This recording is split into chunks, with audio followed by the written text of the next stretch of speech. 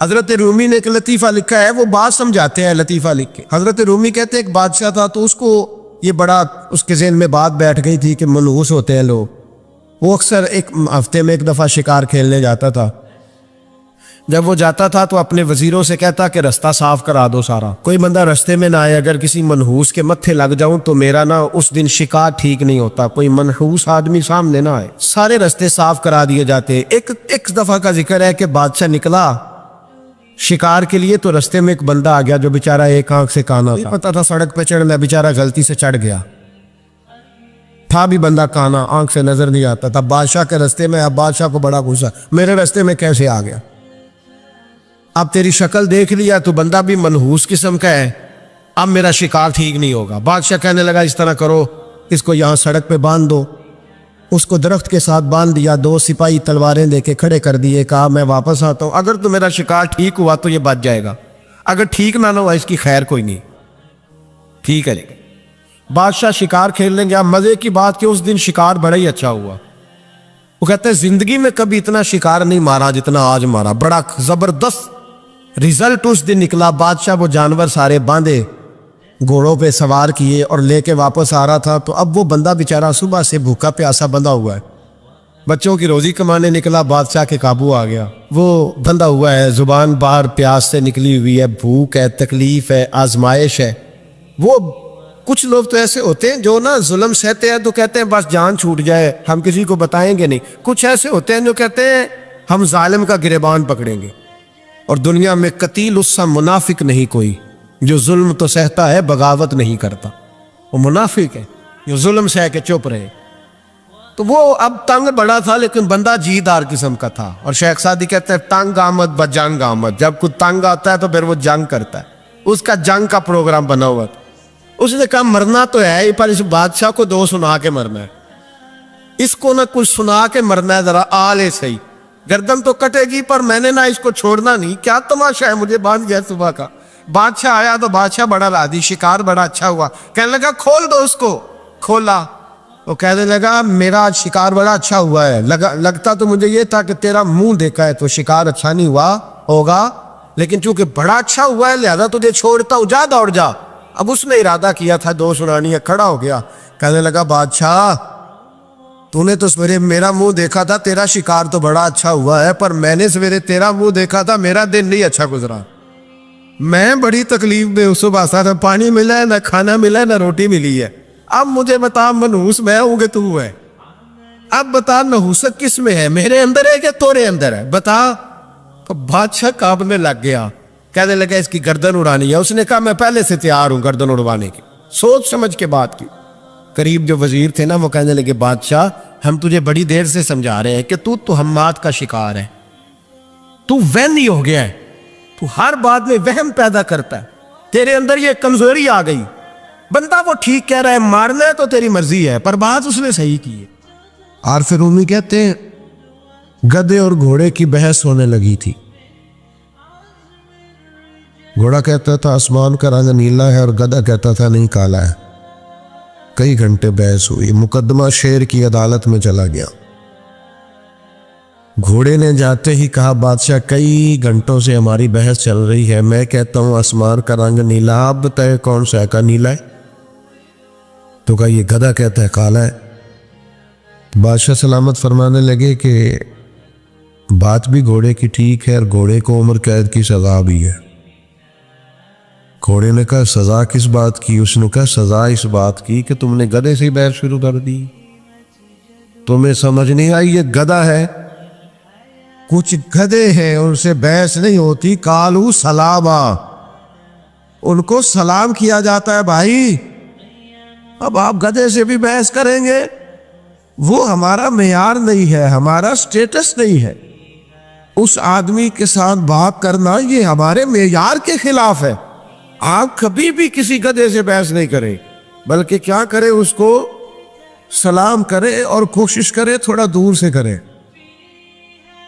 تھوڑا سا ہٹ کے کریں، دور سے، قالو سلام۔ اور اگر کوئی ایسا شخص ہو جو نادانی میں جہالت کا مظاہرہ کر رہا ہے تو پھر تو اللہ والوں کا طریقہ محبت کرنے کا ہے، پھر اللہ والوں کا طریقہ درگزر کرنے کا ہے۔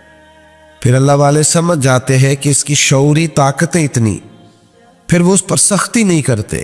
میں آپ کی خدمت میں عرض کروں گا، ہمیں اپنے بچوں کی نادانیوں پر ان پر سختی نہیں کرنی چاہیے۔ اگر کوئی ان پڑھ آدمی نادانی کرے تو ہمیں سختی اپنے بچوں کو اس ترتیب سے ہمیں قائل کرنا ہے کہ انہیں پتہ ہی نہ چلے کہ ان کی تربیت کی جا رہی، غیر محسوس طریقے سے۔ جب 15 لوگوں کے بیچ بیٹھ کے ہم اپنے بچے کا شکوہ کرتے ہیں نا کہ دیکھو جی باقی تو سارے ٹھیک تھے، یہ نالائق بھی ہے، نافرمان بھی ہے، ضدی بھی ہے، تو آپ اسے پکا کر رہے ہیں ضد پر، آپ اسے نالائکی پر پختہ کر رہے، آپ اس کا ذہن بنا رہے ہیں بغاوت والا، خدا را۔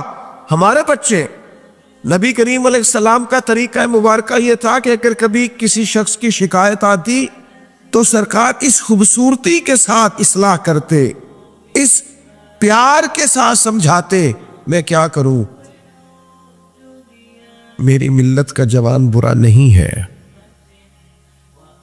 اس کے باطن میں گناہ نہیں ہے، یہ تو بدلنا چاہتا ہے، یہ تو ٹھیک ہونا چاہتا ہے۔ جس کلین شیپ نوجوان کو آپ روز چوک میں کھڑا ہوا دیکھتے ہیں نا، اس کے قریب جا کے کبھی حضور کا نام لینا اس کی آنکھیں نور سے بھر جاتی ہے۔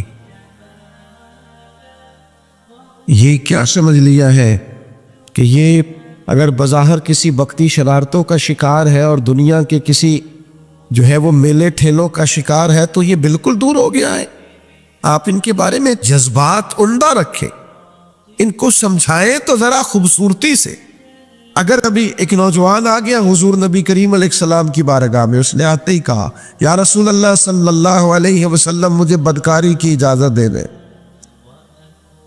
سخت جملہ، ناپسندیدہ ہے، بوجھ بننے والی بات ہے۔ حضور نے ڈانٹا نہیں، نبی کریم علیہ السلام نے کوئی تلخ بات نہیں کی، حضور نے قریب بٹھا لیا اور تھپکی دے کے کہا بیٹا تم پسند کرتے ہو کوئی تمہاری بہن سے بدکاری کرے کہ تمہاری بیٹی سے بدکاری کرے؟ باقی جو رشتے ہیں، ماں ہے، خالہ ہے، پھپھا ہو، ان کے لیے تم پسند کرتے ہو؟ اس نے کہا سوال ہی پیدا نہیں ہوتا، جرت ہے کسی کی؟ تو محبوب فرمانے لگے جن سے تم بدکاری کی اجازت مانگ رہے ہو کسی کی تو بیٹی ہوگی، بہن بھی ہوگی، کہیں وہ خالہ بھی ہوگی، پھپھو بھی ہوگی، وہ رشتوں کے سارے تقدس جو تمہارے گھر کی خواتین کو حاصل ہیں وہ اسے بھی تو حاصل ہوں گے۔ جب نبی کریم نے یہ بات بیان کی تو کیا انداز تھا اور کیا شفقت تھی، اور اس کے کندھوں پر میرے محبوب کا دست کرم تھا۔ چند آنسو فوراً اس کی آنکھوں سے ٹپکے، وہ آنسو تھے کہ وہ سیلاب بن کے ہر چیز کو دھو گئے۔ فوراً عرض کرنے لگا یا رسول اللہ آج کے بعد خیال بھی پیدا نہیں کروں گا، آج کے بعد توجہ ہی نہیں کروں۔ او بھائی، کبھی کوئی اپنا نادانی کرنے لگے اس پر شفقت کی جاتی ہے نا، اس کا ہاتھ پکڑا جاتا ہے نا، اسے گمراہی سے بچایا جاتا، اس کے لیے اپنے محبت کے جذبات کو کھولا جاتا ہے۔ خدا را اگر کوئی اپنا، حضرت ابو ذر غفاری رضی اللہ تعالیٰ عنہ فرماتے کسی معاملے میں نے سخت جملہ کہہ دیا تھا سیدنا بلال حبشی کو، تو محبوب نے نام نہیں لیا، حضور نے فرمایا کیا ہو گیا لوگوں کو، ابھی بھی جاہلیت کی باتیں کرتے؟ کسی کو اس کی ماں کا نام لے کے کہ تو ابشن کا بیٹا ہے آر دلاتے ہیں؟ یہ کس نے ذروں کو ملایا اور صحرا کر دیا؟ یہ کس نے قطروں کو ملایا اور دریا کر دیا؟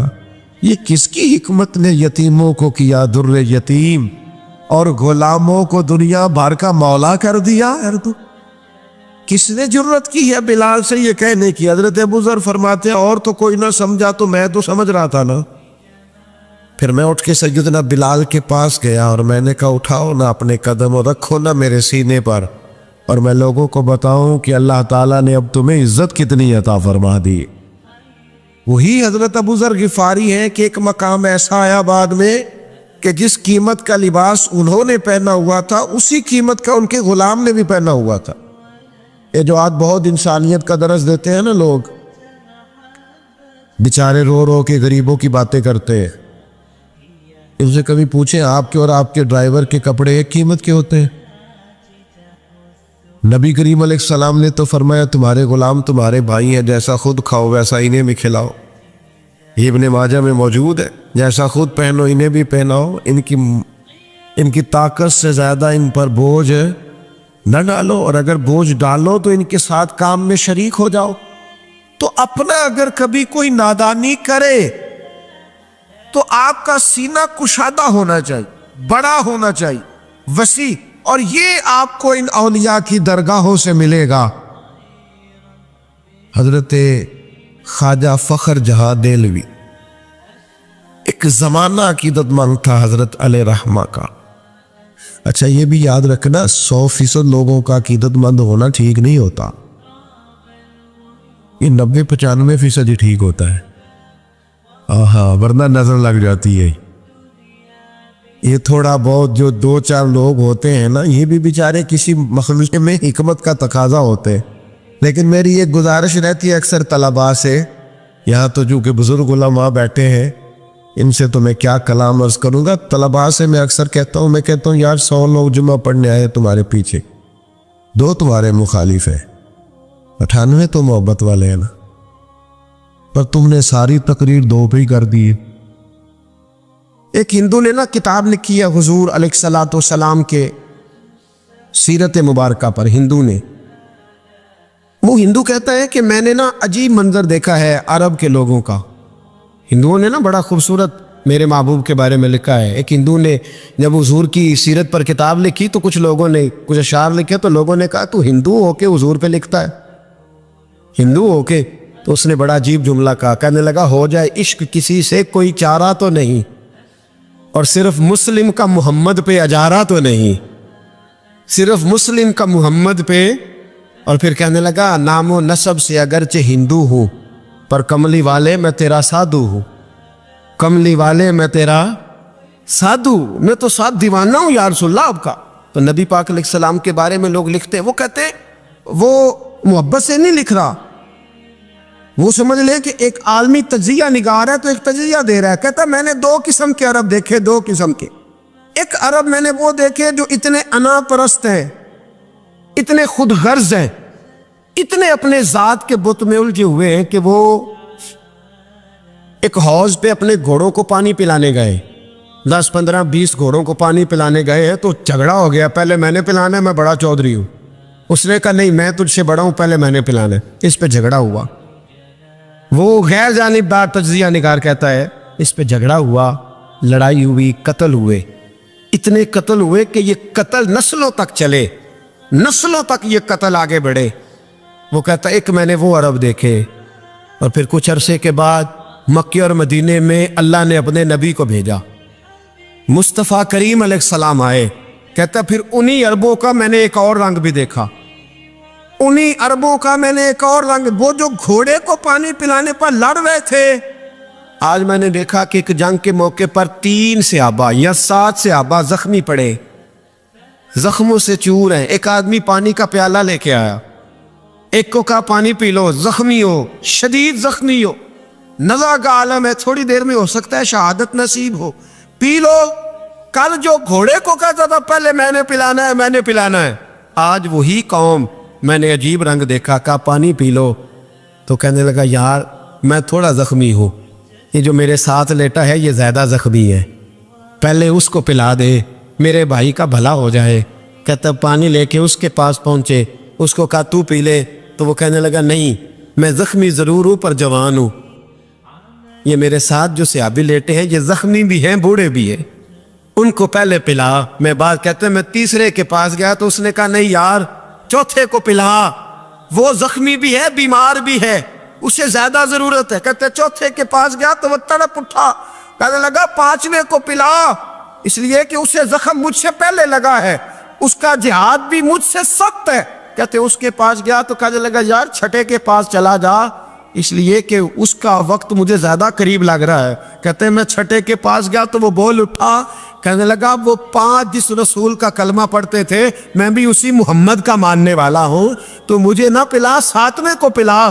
کہتے اس کے قریب گیا اور میں نے وہ منظر دیکھا کہ وہ کہنے لگا نہیں اگر وہ 6 قربانی دے سکتے ہیں تو میں نے بھی نبی پاک سے تربیت لی ہے، تو پہلے کے پاس جا، کہتے ہیں میں اس کے پاس جا کے کھڑا ہوا تو روح پرواز کر گئی. میں دوسرے کے پاس گیا تو کلمہ پڑھ کے شہادت کا جام پی گیا. میں تیسرے کے پاس گیا تو حوض کوثر تک وہ بھی پہنچ گیا. کہتے ہیں ساتوں کے ساتوں وصال کر گئے, پانی میرے ہاتھ میں تھا اور میں اس صحرا میں کھڑے ہو کے سوچ رہا تھا یہ وہ لوگ ہیں جنہوں نے دل کا کلمہ بھی پڑھا ہے, روح کا کلمہ بھی پڑھا ہے. یہ ان کا صرف وجود نہیں جھکتا رب رسول کی بارگاہ میں, جب یہ جھکتے ہیں تو ان کے دل بھی جھکے ہوئے ہوتے ہیں, ان کی روحیں بھی جھکی ہوئی ہوتی. حالات بدل گئے میرے بھائی. ایک زمانہ وہ تھا جب حضرت عمر فاروق کی لونڈی نے کلمہ پڑھا. ہاں حضرت عمر لونڈی نے کلمہ پڑھا تو حضرت عمر نے اسے الٹا لٹکا لیا, درے مارتے. بی بی کہتی عمر مجھے اتنا مارتے کہ مارتے مارتے تھک جاتے, پھر پانی منگاتے, پانی پی کے پھر مارتے. یہ وہی عمر ہے جو کہتے جو کلمہ پڑھے گا گردن کاٹ دوں گا. یہ وہی عمر ہے جو کوئی غریب مسکین قریب نہیں پھٹک سکتا تھا, لونڈی کو دروں سے مارتے. وہی عمر کلمہ پڑھ گئے. پر پہلے تو ایک قبیلے کے سردار تھے نا بھائی, پہلے ایک قبیلے کے سردار تھے تو الٹا لٹکا کے مار. چاہیے تھا نا جب امیر المومنین بنتے زیادہ سخت ہو جاتے اور ان کے اندر سختی آتی, پر امیر المومنین بن گئے. 24 لاکھ مربع میل پر حکومت, 24 لاکھ مربع میل کا حکمران, چہرے پہ نقاب پہنا. کنز العمال میں روایت موجود, وہی عمر جو کل غریب عورت کو دروں سے مارتے, وہی عمر. انقلاب آ گیا, سوچ بدل گئی, نگاہ اور دل مسلمان ہو گئے. عمر گزر رہے ہیں, ایک گھر سے بچوں کے رونے کی آواز آئی. چہرے پہ نقاب پہنے عمر رک گئے. افلا غلام ساتھ تھا. کہنے لگے پتہ کر کوئی مسئلہ ہے. دروازے پہ دستک دی. بی بی تیرے بچے کیوں روتے ہیں؟ کہنے دوڑ جاؤ. کون ہوتے ہو؟ تمہیں کیوں بتاؤں؟ غریب ہر ایک کو نہیں داستان بتائیں. ابھی ایک جماعت آ گئی, مجھے بتاؤ میں حل کروں گا. پھر دوسرا آ گیا زخم ٹٹولنے, مجھے بتاؤ میں کس کس کے سامنے زخم کھولے, کس کس کو بتائیں. بی بی کہنے لگی جا دوڑ جا. درجنوں آتے ہیں روز پوچھتے ہیں, پوچھ کے تو بھی جا. آدھی رات کو تو کون ہے؟ حضرت عمر منت کرنے لگے, کہنے لگے بی بی تیری مہربانی بتا تیرے بچے کیوں روتے ہیں. تو عورت تڑپ کے بولی, کہنے لگی تو نہیں جاتا تو سن پھر. میرے بچوں کی غلطی یہ ہے کہ یہ غریب بھی ہیں اور یتیم بھی ہیں. ان کی غلطی ہے کہ ان کا باپ چلا گیا ہے. ان کی غلطی یہ ہے انہوں نے غریب گھروں میں پرورش پائی ہے. ان کی غلطی یہ ہے کہ ان کا دادا رئیس نہیں تھا. ان کی کوتاہی یہ ہے کہ ان کا نانا جاگیردار نہیں تھا. ان کی غلطی یہ ہے کہ ان کی ماں جہیز میں کچھ لے کے نہیں آئی. اور کیا پوچھنا ہے؟ حضرت عمر کہنے لگے بہن ماجرا کیا ہے؟ کہنے لگی باپ انتقال کر گیا. عمر جب سے حکمران بنا ہے اس گاؤں میں کبھی اس نے پھیرا ہی نہیں ڈالا, وہ آیا ہی نہیں. میری غریبنی کے بچے ساری رات بھوک سے روتے, وہ کبھی آیا ہی نہیں. یہ غلطی ہے. پہلے تو میں کچھ نہ کچھ ان کو خشک روٹی کھلا دیتی تھی, آج تو گھر میں کوئی شے نہیں. شام سے لے کر پانی اور روڑے ہنڈیا میں ڈالے ہیں, پکاتی جاتی ہوں. کہا تھا چلو سو جائیں گے, اور بھوک بڑی ظالم ہے, نیند بھی نہیں آنے دے. سب روگاں دا روگ محمد, جس دا نام غریبی, کنڈ ولا کے لنگ جاندے نہیں دوست یار قریبی. کب بھوک بڑی ظالم ہے, پیٹ بھوکا ہو تو یہ بھی نہیں آتی. سوچتی تھی سو, اب تہجد کا وقت ہے پر سوتے نہیں. اب بتاؤ میں کیا کروں. عمر تو 24 لاکھ مربع میل کا حکمران ہے, اس کچی بستی میں کیسے پھیرا ڈالے گا. حضرت عمر دوڑے گئے. 60 سال عمر, کندھے پہ اناج کا تھیلا رکھا, کندھے پہ. غلام کہتا حضور مجھے دے دے, فرمایا بتا قیامت میں بھی میرا بوجھ اٹھائے گا. پھر حضرت عمر لائے. پھر عمر نے اس بی بی کے گھر میں چراغ روشن کیا. پھر بوڑھے عمر کہتے میری بیٹیاں تھیں, میری بیویاں تھیں, میں نے کھانا کبھی نہیں پکایا تھا. میں نے اس بی بی سے کہا بہن تو بیٹھ جا, تو بیٹھ گئی. عمر کہتے ہیں میں نے آگ جلائی. آپ کے غلام کہتے ہیں جب عمر آگ میں پھونکے مارتے تھے تو ان کی داڑھی سے دھواں نکلتا تھا. عمر نے آگ جلائی. پھر فاروق کہتے ہیں میں نے کبھی روٹی نہیں پکائی تھی پر آج میں نے آٹا بھی گوندا. 24 لاکھ مربع میل کا حکمران. اور بھائی جب تیرا دل اور نظر مسلمان ہوتی ہے تو پھر تو جھوٹے دعوے نہیں کرتا, پھر دین تیرے لفظوں میں جملوں میں تقریروں میں نہیں رہتا. حضرت سیدنا عمر فاروق رضی اللہ تعالیٰ عنہ آٹا گونتے ہیں, दाढ़ी सारी आटे से भर गई। फिर उमर फारूक रोटियां पकाते तो हाथ जलते, फिर सालन पकाया, फिर उमर ने दस्तरखान बिछाया, फिर वो छोटे छोटे बच्चों का उमर ने मुंह धुलाया। फिर फारूक आजम रोटी के लुक़मे उनके मुंह में डालते और रोते, कहते बेटो उमर को पता नहीं चला कि तुम भूखे थे। बेटियों उमर को खबर नहीं थी, उमर से नाराज तो नहीं हो। छोटे छोटे बच्चे कहते हमें तो पता भी नहीं उमर कौन है, आम क्या बात। फिर उनको उमर फारूक ने खिलाया। फिर फारूक आजम शहर में बैठ गए, उनको हंसाते रहे। गुलाम कहते हुजूर अब क्या करते हो? फरमाया जो मेरी वजह से रोए थे उन्हें खुश ना करूं। फिर उस बीबी की तरफ मुतवज्जे हुए, कहने लगे अगर उमर नहीं आया तो आप भी खबर कर देती। तो बीबी कहने लगी ड्यूटी उमर की है खबर लेने की, मेरी नहीं है कि मैं जाके बताऊं, मैं क्यों बताऊं। तो हज़रत उमर कहने लगे चल उमर को माफ़ कर दे। कहने लगी उसे क्या माफ़ करना है, मैं तो दुआ करती हूँ अल्लाह उसे हटा दे और आपको बना दे। मेरी दुआ है कि वो चला जाए आप आ जाएं। फरमाया अगर मैं बन जाऊं तो उमर को माफ़ कर दोगी? कहा हाँ कर दूंगी। तो हज़रत उमर ने चेहरे से नकाब उतारा। फरमाया बीबी मैं उमर ही हूँ, तूने देखा नहीं था, जा तेरी दुआ मकबूल हो गई। और बीबी कहने लगी आपके सामने इतनी जली कटी सुनाई। फरमाया बस एक वादा कर, अगर तूने उमर को यहाँ माफ़ कर दिया है तो वहाँ भी माफ़ कर देना। वहाँ भी सवाल शर्त ये है तेरा दिल कितना मुसलमान है। हमारा ये हाल है, हम जुमलों के मुसलमान, लफ्ज़ों के मुसलमान, हम अपने आप को खींच खांच के मस्जिद में ला के 2-4 वक्तें भी पढ़ ही लेते, पर दिलो निगाह अगर मुसलमान नहीं तो फिर कुछ भी नहीं। देखे ना कितने आला लफ्ज़ है हदीस में। नबी पाक ने फरमाया मैं उसे अपना मोमिन ही नहीं मानता। सहाबा कहते हैं पूछने लगे थे किसे, तो हुजूर ने दूसरा बार फिर कह दिया, फरमाया मैं अल्लाह की कसम उसे मोमिन नहीं मानता। तीसरा जुमला पूछने लगे तो हुजूर ने फिर बोल दिया, फरमाया मैं नहीं मोमिन मानता। हुजूर किसे? फरमाया जो खुद तो पेट भर के खाए और उसका पड़ोसी भूखा सो जाए। 3 दफा हुजूर ने कहा मैं मोमिन ही नहीं मानता। इतनी मर्जी तस्बीह पढ़े ना मर्जी रब रब कहे। तो मेरे भाई याद रखे, दाता साहब रहमतुल्लाह अलैह फरमाते इल्म हमेशा इसलिए सीखना कि अल्लाह तबारक व तआला तुम्हें उसका नफ़ा अता करे। और फिर आगे बढ़ते हैं तो आप फरमाते हैं जब इल्म सीख लो तो फिर ना अल्लाह रसूल से इश्क करना। फरमाते हैं फिर नमाज़ें पढ़ना आसान हो जाएगा, रोज़े रखना आसान हो जाएगा, कुरान मजीद पढ़ना आसान, मोहब्बत करना। और आपने मिसाल दी, जहाँ भी को बात समझाते हैं एक मिसाल देते हैं, मिसाल दी। फरमाने लगे हज़रत अब्दुल्लाह इब्न मुबारक रहमतुल्लाह ताला अलैह फरमाते हैं मैं शुरू में एक औरत पे आशिक हो गया था। समझाने के लिए बात करते, आशिक हो गया था एक औरत पे। तो मैंने शाह की नमाज उसके मोहल्ले में जाके पढ़ी। चूँकि मेरा मजहबी घराने से ताल्लुक़ था, नमाज में पढ़ता था, तो इमाम साहब जो थे ना, ये दाता साहब ने लिखा है कशफुल माजूब, इमाम साहब ने ना आयात ज़रा लंबी पढ़ी। तो मेरे दिल में ख्याल आया कि मौलाना आप तो फारिग हैं, तो हमें तो और भी काम है। तो कहते हैं नमाज से फारिग होकर मैं उसके घर के चक्कर लगाता था, सारी रात घूमता रहता था। वो चंद लम्हों के लिए छत पे आती थी, 2-1 बात करती थी, चली जाती थी। हाद ये है कि मुझे कभी उस पर गुस्सा भी नहीं आया और उसका इंतज़ार करके कभी मैं थका भी। ये दाता साहब लिख रहे हैं। हज़रत अब्दुल्लाह इब्न मुबारक फरमाते हैं एक रात में गया, इसी तरह मैंने नमाज़ पढ़ी, फिर मैं उसके घर गया। मैं सारी रात, सर्दियों की ठंडी रात, 11-12 घंटे उसके घर का तवाफ़ करता रहा, माज़अल्लाह चक्कर लगाता रहा।